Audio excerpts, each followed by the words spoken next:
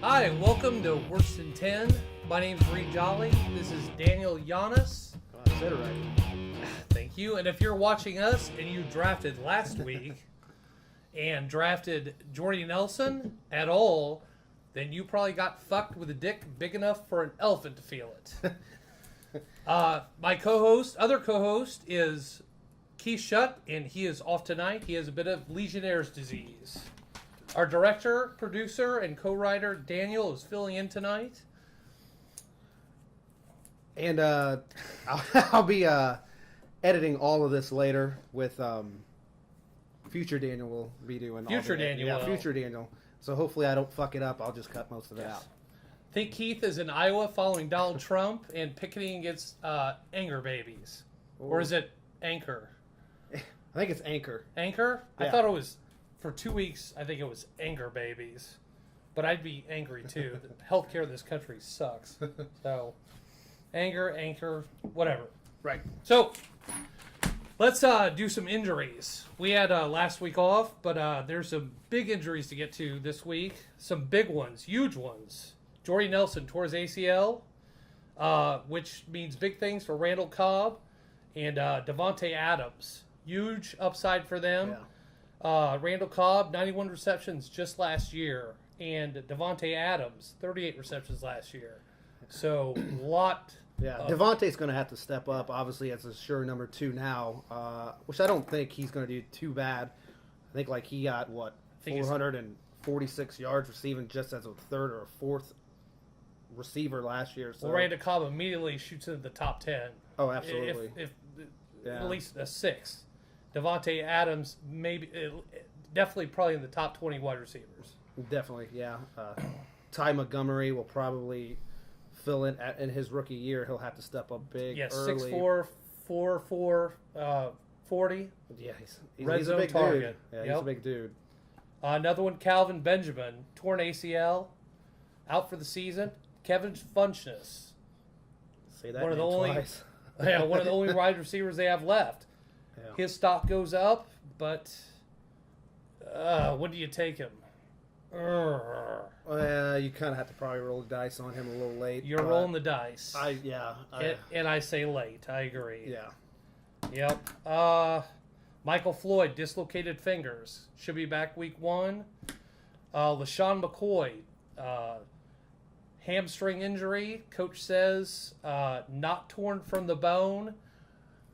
Should be back week 1. I usually like it when a coach says just hurt hamstring. Should be back week 1. Not to say anything about not being torn from the bone. I will probably, if he falls to me in first round of any of my drafts, I will probably pass on him just to be safe. What do you think? Absolutely. I wouldn't go for him first round anyway. And I'm a Bills fan. I will probably pass, although I'm glad he's healthy. I will say on a side note, Carlos Williams, I think, is probably going to win the number 2 job. Draft him as a handcuff or just for shits and giggles. He's a badass, a rookie out of Florida State. He will be ready for week 1. He was sidelined he will be for the rest of the preseason. Non-football injury, personal reason surgery. I have no idea what that means. None of the coaches are saying personal reasons. I don't know if it's a circumcision or it's getting his stomach stapled. I have no fucking idea what that means. Anal bleeding. Nobody knows. Kelvin Benjamin, Stephen Hill, Panthers. He tore his ACL weeks ago. So, yeah, they're already way down. That was a long time ago. Ashawn Jeffries, calf muscle, day to day. I was told that's one that can linger on for the season. Kevin White, leg injury. He should be ready by week 1. Well, no, that's the one they said the coaches and staff said could return week 8. Oh, that was that's the one that although the general manager said could be out for the season. I don't know why the fuck he knows more than the medical staff and the trainers.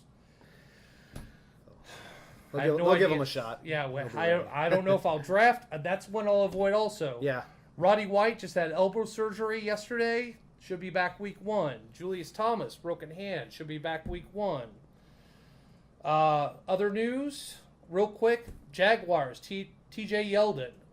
Cannot wait to see this guy. He returns That'd be awesome, on the field this week. Week 3, gonna start running the ball. Week 3 preseason. And Rams, Todd Gurley, finally cleared for practice. Gonna play this week. Sweet. That's it for that. Oh, one more huge injury. I'm sorry. Steelers center Marquise Pouncey out indefinitely with a broken leg. That's what I wanted to ask you. How does that affect Le'Veon Bell and his draft status as a potential number 1 pick? I don't really think it affects him much at all. I mean, and he's already suspended 2 games. Yeah, but when he comes back in, I mean, he's just a guy you cannot not draft if he's available. I mean, early, you're going to take him. I don't really think anyone's going to pass because they're centers out. All right, you say that, but I tell you this. In 2013, without Marquise Pouncey, they were ranked 24th in the league with running backs and fantasy points per game. And then last year with him, they were ranked 4th in running back fantasy points per game.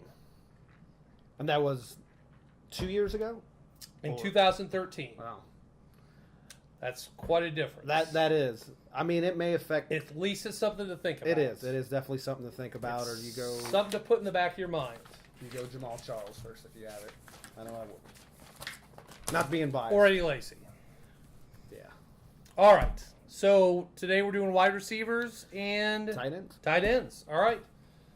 Good that I'm here for this too. Future Daniel is going to have the graphic up there, but we're going to just talk about a couple. Definitely Randall Cobb has shot up our list. Yeah. I have him at 6. Well, Odell Beckham Jr. I think we both have at 5. Definitely. Julio Jones 4th. If he can stay healthy, he will be a solid pickup. Calvin Johnson, I'll go ahead and put my put my graphic up now, if I haven't already. I like him as a comeback.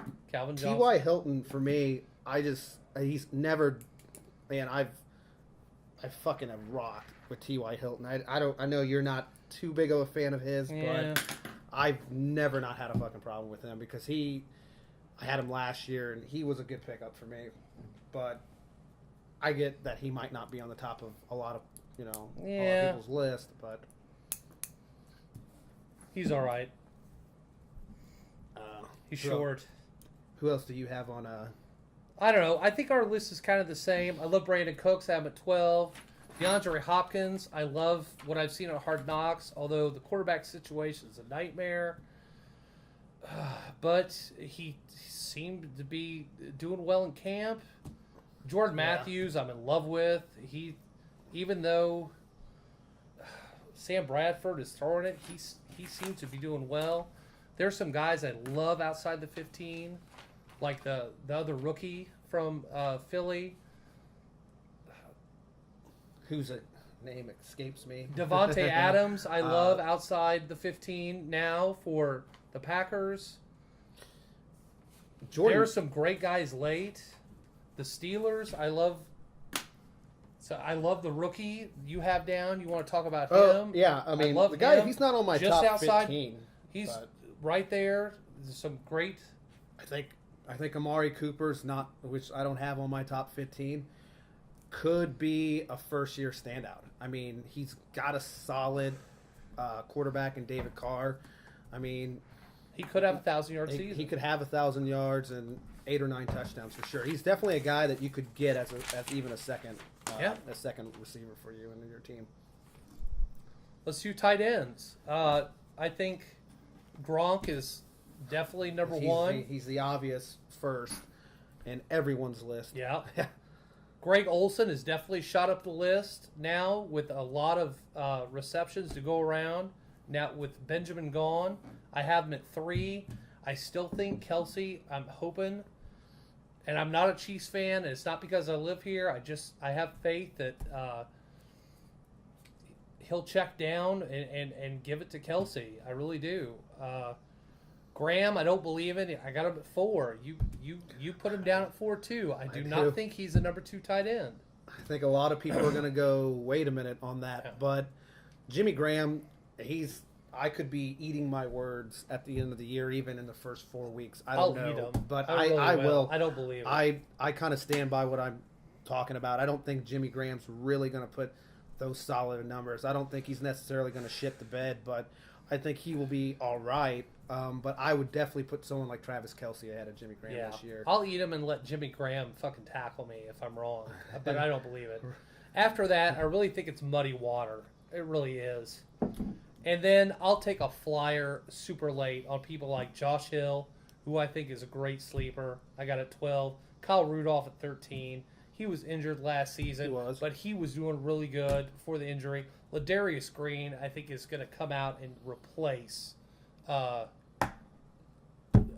San Diego.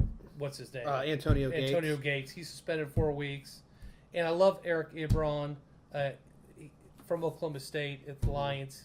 I think this year's his year. I'll take a flyer on those guys for sure. Not a bad list. I think we kind of have at least half our list is pretty much the same. I'll go ahead and say my list now. Once again, top 5 is the usual suspects. I mean, you got Rob Gronkowski. Greg Olsen, for me, is number 2. He's a good pickup. Travis Kelce, like I said earlier. The reason why I think Kelce is ahead of Jimmy Graham, in my opinion, is he was hurt for the beginning of last season, wasn't fully healthy, went ahead and hit 862 yards, I think something like 60 receptions, 5 TDs. I think Alex Smith, when he can't find Macklin, is going to be looking for Travis Kelce in the red zone. Well, he couldn't find a single fucking wide receiver at all last year. No, he couldn't. I mean, but he didn't have one named Macklin either. No, so I expect he had one better named. things. Could you name one last year? Not named Bo.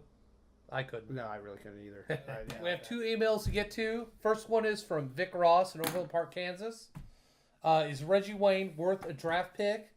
Now that he's with the Patriots. Fuck no. No. I don't think he is at all. Well, I'll tell you what, he's had 4 touchdowns in his last 2 years. And I think he's actually 107 years old in NFL years. That's about right. Which is a lot older than dog years. He is old as fuck.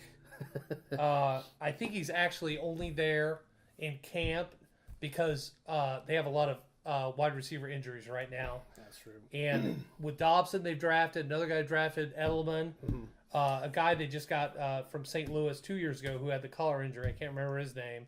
Another guy that's short that does slot work and X and all those Z-work. short white guys. Yeah, kind of another short white guy. Yeah. But I don't think he'll make the team. I think he's there for a veteran help, and that's about it. So no, I wouldn't draft him. I think he'll probably be released eventually, before the start of the season, actually. Yeah. Number 2, Dan Cortez, Mission, Kansas, says, is Roddy White going to stay healthy this year and be worth drafting? I think so.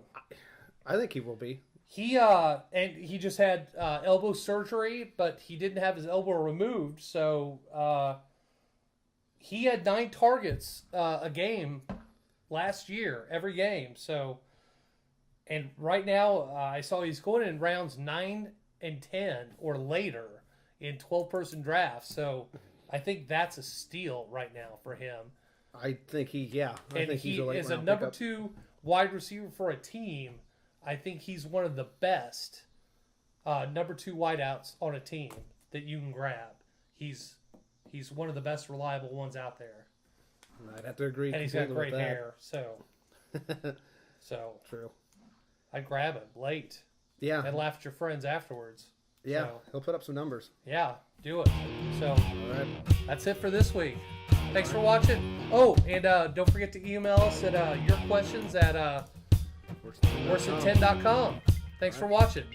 Thanks, Daniel. Thanks for filling in. And we hope Keith gets better. Watch us next week.